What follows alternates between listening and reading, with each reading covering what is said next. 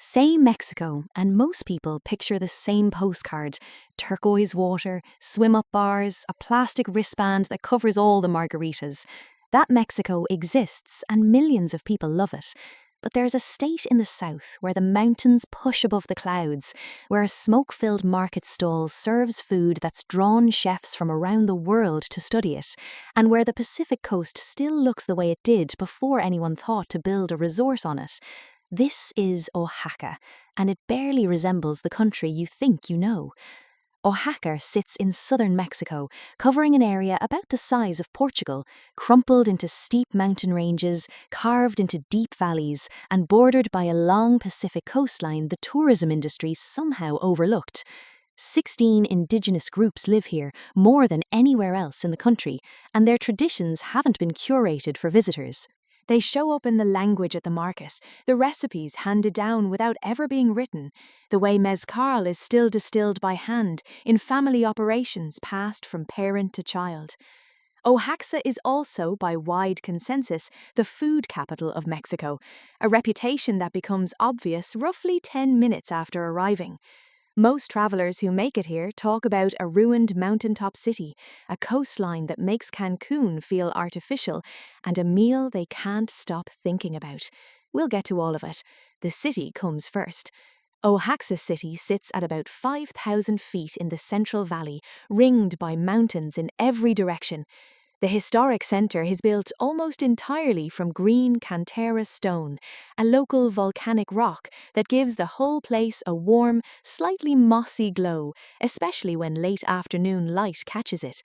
The Zócalo, the main plaza, is the natural starting point. Massive laurel trees shade the surrounding cafes. Street vendors sell tejafte, a pre-Hispanic cacao and corn drink served cold from painted gourds, and at most hours someone is playing marimba nearby. From the Zócalo, you can walk to nearly everything. The Templo de Santo Domingo, 6 blocks north, has an interior so thick with gold leaf and carved stucco that it feels like stepping inside a jewel box. Entry is free, and even if churches aren't normally your thing, this one earns the detour. The pedestrian street connecting them, Macedonio Alcala, is lined with galleries, mezcal bars, and shops selling Oaxaca's famous black pottery and hand-embroidered textiles. Flights from Mexico City take about an hour. The airport is a 15-minute taxi from the center, and 3 to 4 nights here is the minimum for doing the valley justice. A 5-minute walk south of the Zócalo brings you to 2 central markets sitting side by side, and this is where Oaxaca's food reputation goes from concept to something you can taste. Mercado Benito Juárez has the dried chilies in every shade of red and brown, discs of Oaxacan chocolate ground with cinnamon and sugar, mole paste in a dozen varieties, and chapulines, roasted grasshoppers tossed with lime and chili that taste far better than anyone expects. Eat a handful, you'll be surprised. The real draw, though, is next door. Mercado 20 de Noviembre has a section called the Pasillo del Humo, the smoke corridor, and the name understates it. The air is thick with charcoal and searing meat. Visibility drops. The sound of fat hitting hot coals follows you down the aisle. The system works like this. Pick your cut of tasajo or cecina at one stall, carry it across the aisle, and another vendor grills it in front of you, while someone nearby assembles the tlayuda, a giant crispy tortilla spread with black beans, asiento, and Oaxacan string cheese. A full meal runs about $4 to $5. You'll eat better at this stall than at most restaurants in the city. The finest food in Oaxaca doesn't come with a reservation or a tablecloth. It comes with a plastic stool and smoke you'll taste in your clothes for the rest of the day. The city could fill a week on its own, but the valley around Oaxaca holds some of the most significant archaeological sites in the Americas. And the first is just a 30-minute drive west, up a road that ends at one of the strangest engineering feats of the ancient world. Monte Albán is a Zapotec capital built on a mountaintop that was deliberately leveled more than 2,500 years ago. The Grand Plaza is immense, a flattened ridge running the length of several football fields, flanked by stepped pyramids and ceremonial platforms, with the entire central valley laid out below in every direction. At its peak, around 500 AD, roughly 35,000 people lived here, making it one of the largest cities in Mesoamerica. When people think of Mexican ruins, they almost always picture Chichén Itzá and the tourist infrastructure that comes with it. Monte Albán is older by centuries, the setting is arguably more dramatic, and on a weekday morning you might share the main plaza with a handful of other visitors. Entry runs about 80 pesos, less than $5. Arrive when the gates open at 8 to beat the tour buses from the city that start arriving by mid-morning. Bring water and a hat. There's virtually no shade up here, and at this altitude the sun has less atmosphere between it and you. Heading east from Oaxaca City along the main valley road, the first stop is the small town of Santa Maria del Tul, where a Montezuma cypress roughly 2,000 years old stands in the churchyard. El Arbor del Tul has the widest trunk of any tree on earth, over 40 feet across, knurled and knotted into bulges that locals will happily point out resemble jaguars, elephants, and human faces. The scale doesn't land in photos. Standing next to it, you feel physically small. It's a 15-minute drive from the city, a 20-minute stop, and it sits perfectly on the route to the next two sites down the valley road. Another 30 minutes east brings you to Mitla, where the ruins hold what might be the most intricate stonework in all of Mesoamerica. Unlike Monte Albán's sweeping plazas, Mitla is intimate. Low buildings wrapped in geometric mosaic patterns made from thousands of individual stone pieces fitted together without mortar or adhesive of any kind. The precision is extraordinary. Some archaeologists read calendar systems into the patterns. Others see textile designs translated into stone. Nobody is entirely sure, and that uncertainty is part of the pull. Entry is about the same as Monte Albán, and the site is compact enough to cover in under an hour. The town around it has a Zapotec textile market worth an extra half hour. Weavers sell rugs and wall hangings dyed with cochineal, indigo, and pomegranate, and most will walk you through the process. From Mitla, a winding mountain road climbs for another hour, and the landscape shifts completely. What you find at the top is a set of petrified waterfalls, mineral springs that have deposited calcium carbonate over a cliff edge for thousands of years, forming cascades that look frozen mid-fall, white and ridged against the green of the Sierra. At the cliff top, natural infinity pools fed by the springs sit right at the rim. You can wade in. The water is cool but comfortable, and floating here with a valley of folded green mountains dropping away beneath you is one of those experiences that feels too improbable to be real. Arrive before 10. By midday, the site fills with day trippers, and the parking area turns chaotic. There's a small entry fee, food stalls at the top selling memelas and fresh fruit, and a steep trail that descends to the base of the formations for a different perspective. That trail runs about 40 minutes round trip and requires shoes with actual grip. The path is loose gravel with serious drop-offs. The drive back toward Oaxaca City passes through the heart of mezcal country, and if you haven't stopped at a palenque yet, this stretch of highway makes resistance futile. Hand-painted signs line both sides of the road, pointing down dirt tracks to family distilleries. Santiago Matatlán calls itself the world capital of mezcal, and the evidence holds up. Mezcal is the older, broader ancestor of tequila. Where tequila can only be made from blue agave grown in a specific region, mezcal draws from dozens of species, and each one produces a spirit with its own character. Espadín is the workhorse, smooth and approachable. Tobalá is floral and complex.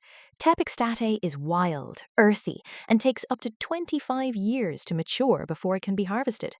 The small family distilleries here still roast the agave hearts in underground stone pits lined with river rock and wood fire, a process that takes several days and fills the valley with a sweet, smoky scent you can pick up from the road. The roasted piña is crushed with a stone wheel called a tahona, typically pulled by a horse, then fermented in open wooden vats and distilled in copper or clay stills. Most palenques welcome visitors without an appointment and pour tastings without charge.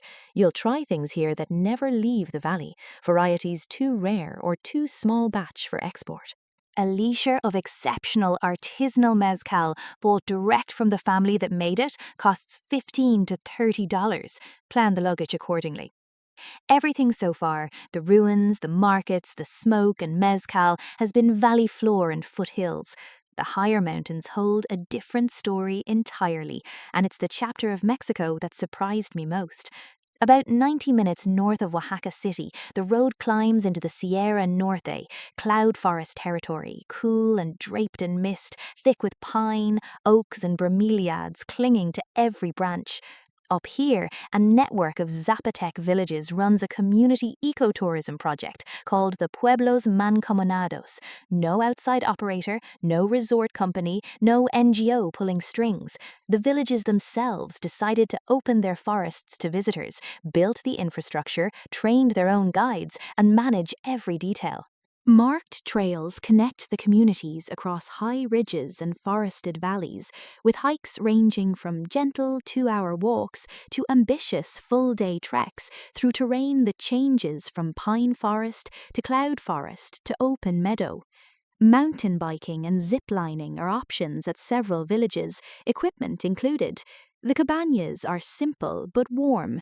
Many have wood-burning stoves against the mountain chill, and families cook the meals. Handmade tortillas, black beans, eggs scrambled with quelitas, wild herbs foraged from the hillside, and coffee grown on the slopes right outside the door. A night, including all meals, costs $20 to $30. The quiet up here has weight. Mist moves through the canopy, woodpeckers knock in the distance, and for long stretches the only human sound is your own breathing on the trail. This is Mexico as no postcard has ever shown it, and after a night in the Sierra, the whole idea of resort tourism starts to feel like it belongs to a different planet. From the highlands, there are 2 ways to reach the Oaxacan coast.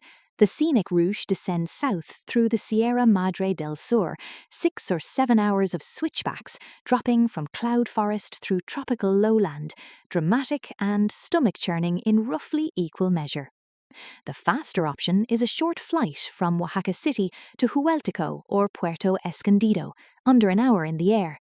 Either way, when you reach the Pacific side of Oaxaca, the distance between this coastline and the resort version of Mexico becomes total. Mazunte is a small village on a red dirt road above the Pacific, small enough to walk end to end in 10 minutes. 20 years ago, it ran on sea turtle slaughter. Today, it's home to the Centro Mexicano de la Tortuga, a conservation and research center where several species of sea turtle can be observed up close. It's a genuinely worthwhile stop for families traveling with children, and entry costs almost nothing. The village itself has the loose, unhurried quality that only places without chain hotels can sustain. Open-air restaurants serving whole grilled fish and cold Oaxacan beer for a few dollars. Yoga shalas overlooking the bay. Hammock-strung cafes where afternoons lose their edges. 5 minutes down the coast, Zipolite stretches along a wide, wild beach, known for its counterculture roots and as Mexico's only officially clothing-optional shore. The undertow here is strong, so swim with respect for the current, but as a place to settle into a beach chair with a cold michelada and watch the sun sink straight into the Pacific, this stretch of Oaxacan coast delivers something no resort ever could: the feeling that nobody is trying to sell you anything. An hour further east along the coast, Puerto Escondido has grown from a fishing and surf village into a genuine destination, though it hasn't figured out how to be a resort, and that's precisely the draw. Playa Zicatela is the headline for surfers, a heavy, powerful beach break, sometimes called the Mexican Pipeline, attracting professionals from around the world during the summer swell season. Even as a spectator, watching from the bluff-top restaurants above Zicatela is riveting. The waves can reach 20 feet, and the energy of the break is something you feel in your chest. For actual swimming, head to Playa Carrizallo, a sheltered cove at the bottom of a long staircase carved into the cliff. The water is calm and clear, the snorkeling decent, and the small beach bars serve ceviche that was swimming that same morning. Puerto Escondido is also where Oaxaca's deep culinary traditions meet the sea. Grilled octopus with pasilla chili, shrimp in mole amarillo, tostadas piled with fresh marlin and avocado. A full seafood meal costs roughly what a sandwich goes for back home. The town has a growing community of long-term travelers and digital nomads, and the infrastructure has quietly caught up. Good coffee, reliable internet, solid transport connections, without erasing the character that drew people in the first place. I came to Mexico expecting the postcard. Oaxaca handed me something I wasn't prepared for. A mountaintop city older than Rome, cloud forests managed by the communities who've walked them for centuries, a coastline that never learned to package itself for tourists. The common image of Mexico, the resorts, the wristbands, the infinity pools, isn't wrong, it's just radically incomplete. Oaxaca is what's been left out of the brochure, and honestly, it's the part that stays with you longest.